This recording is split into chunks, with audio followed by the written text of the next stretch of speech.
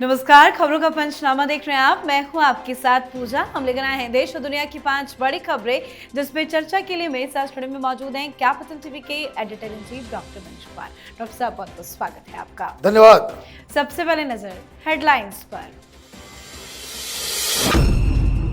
तीसरे विश्व युद्ध की आहट तेज, अमेरिका और रूस में तनाव बढ़ा, ट्रंप के आदेश पर परमाणु पनडुब्बियों की तैनाती।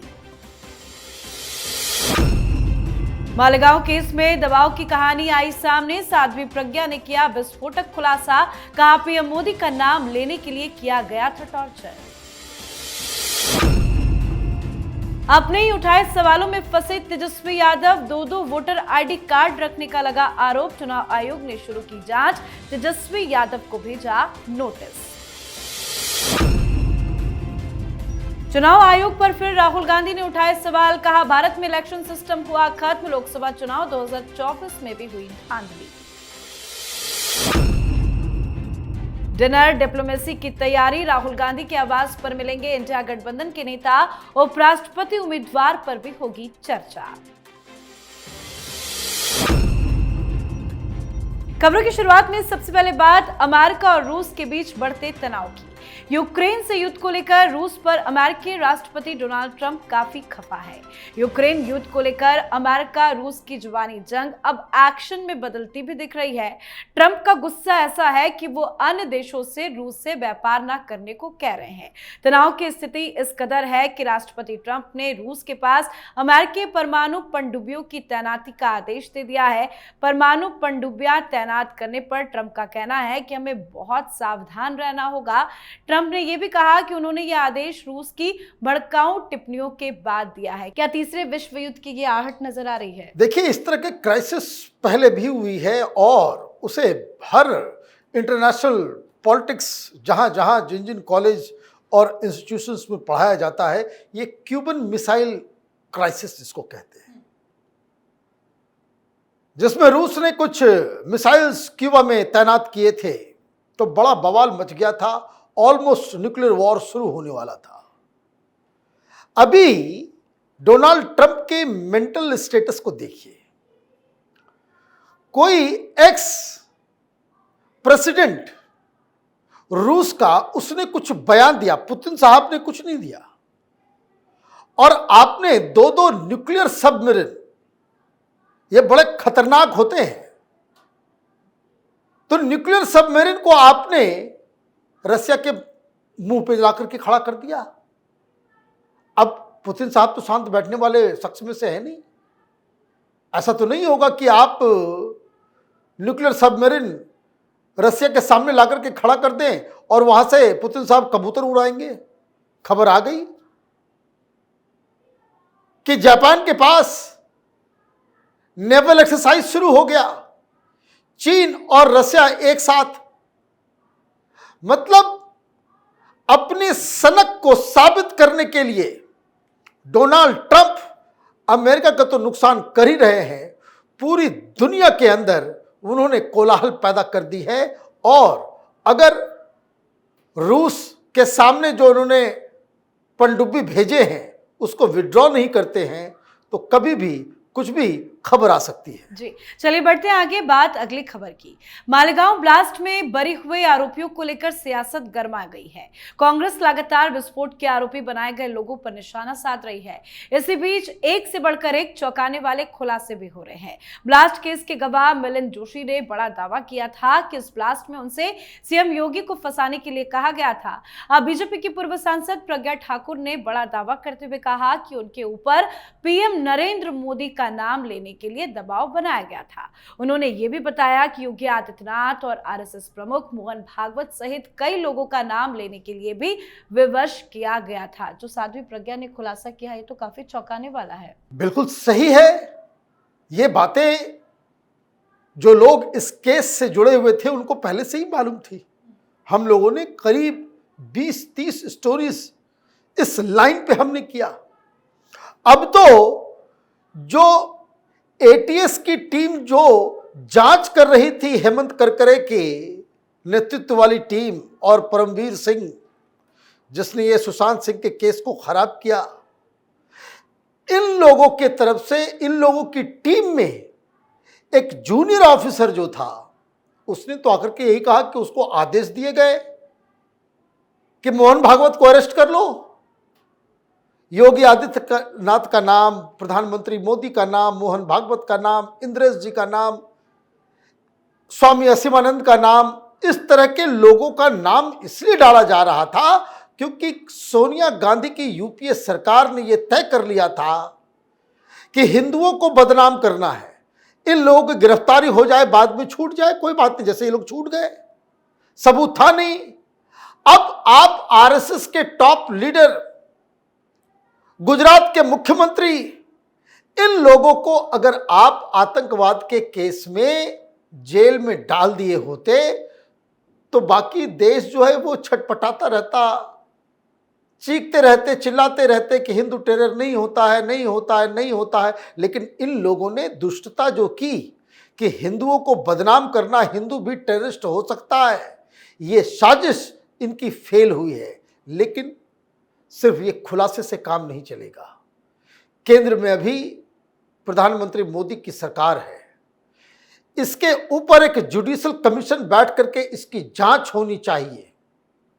उन लोगों का, अगर वो जिंदा हैं तो, मर गए हैं तो, इन लोगों का खुलासा होना चाहिए कि हिंदुओं को बदनाम करने की साजिश आखिर किसने रची।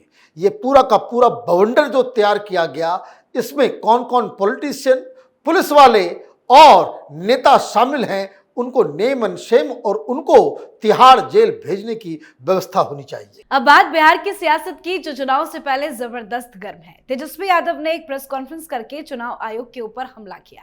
तेजस्वी यादव ने कहा कि उन्होंने मतदाता सूची में अपने नाम की जांच की थी, लेकिन वो उन्हें नहीं दिखा। तेजस्वी यादव के कहने का ये मतलब था कि मतदाता सूची में उनका नाम नहीं है।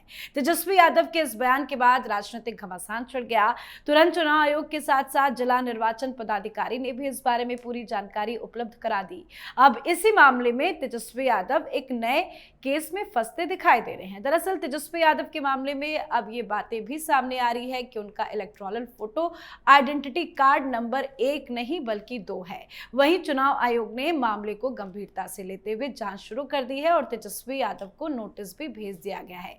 क्या अपने ही पैरों पे कुल्हाड़ी मार गए तेजस्वी यादव? कुल्हाड़ी भी मार लिया और जेल जाने की व्यवस्था भी कर ली।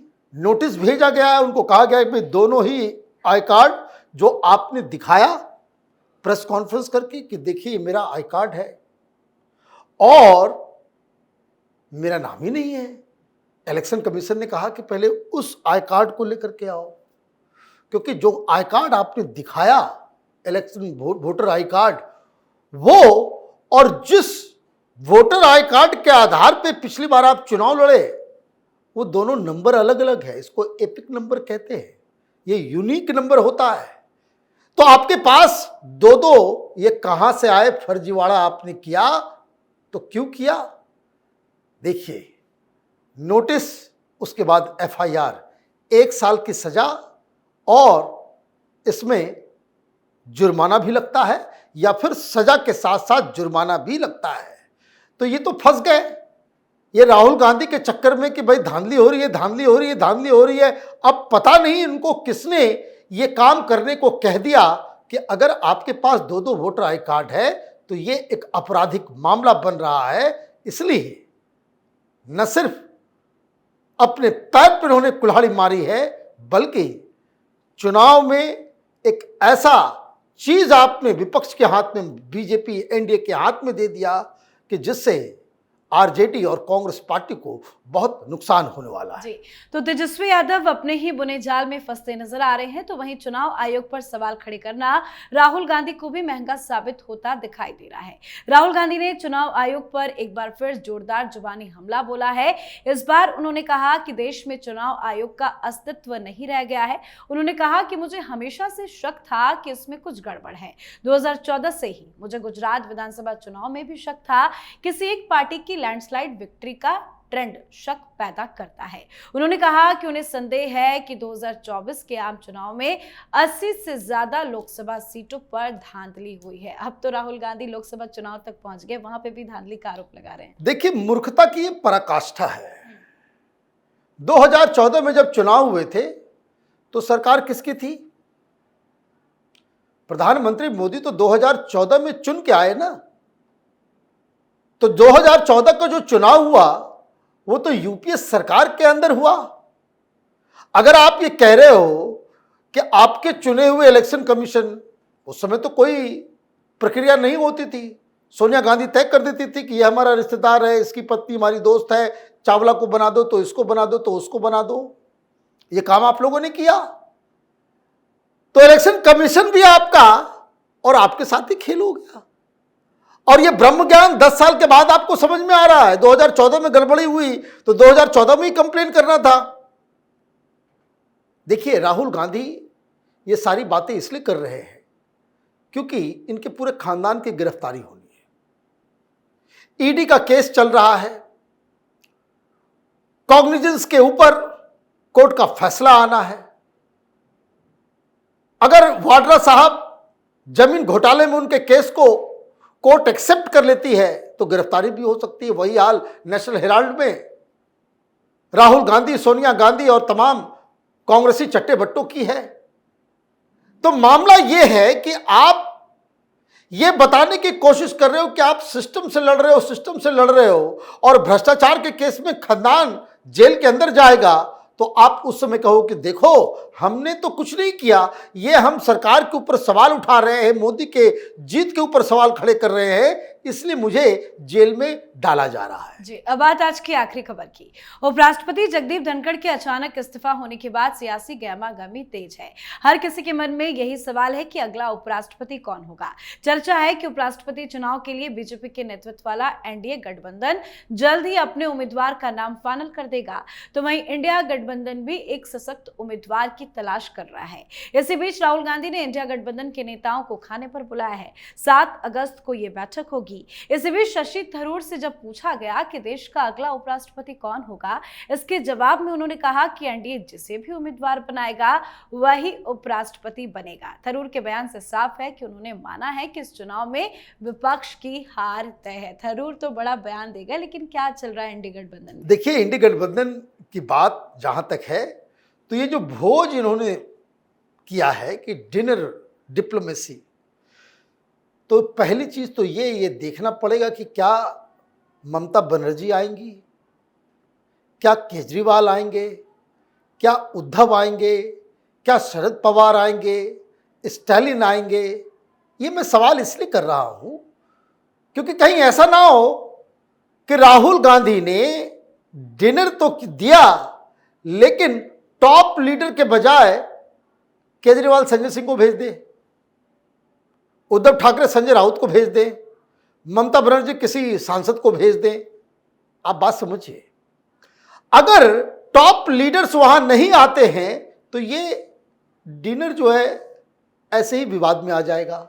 मतलब जो टॉप लीडर्स हैं वो राहुल को लीडर मानने को तैयार नहीं है, विपक्षी एकता रखनी है, इसलिए लोगों को भेज दिया। अब ये बताया जा रहा है कि उपराष्ट्रपति के ऊपर बातचीत होगी। भाई क्या बातचीत करोगे? उस बातचीत की तो पोल शशि थरूर ने खोल दी कि प्रधानमंत्री मोदी जिसको भी तय करेंगे वही जीत जाएगा। बात सही है। उन्होंने क्या कहा? उन्होंने कहा कि जो इलेक्टोरल कॉलेज है, जो वोटर्स है, वो तो लिस्ट तैयार हो गया है। इसमें लोकसभा के सांसद, राज्यसभा के सांसद, मनोनीत सांसद, ये सारे लोग देंगे। 423 वोट एनडीए के पास है, आपके पास 313 है, तो मतलब 111 वोट जो है आप पीछे चल रहे हैं। तो इससे तो जीत हासिल होगी नहीं। तो फिर ये डिनर डिप्लोमेसी इसलिए किया जा रहा है कि ताकि इस बहाने राहुल गांधी ये बता सके कि देखो अपोजिशन का एकमात्र लीडर मैं हूं। और जहां तक मेरा अपना अंदाजा है कि जो टॉप लीडर्स हैं विपक्ष के, वो इस डिनर में मौजूद नहीं होंगे। जी, बहुत बहुत धन्यवाद सर बातचीत के लिए। धन्यवाद। तो खबरों का पंचनामा में आज के लिए फिलहाल इतना ही। देश विदेश की बाकी खबरों और उनके सटीक एनालिसिस के लिए देखते रहिए कैपिटल टीवी। हमें लाइक कीजिए, शेयर कीजिए और कैपिटल टीवी को सब्सक्राइब कीजिए। नमस्कार।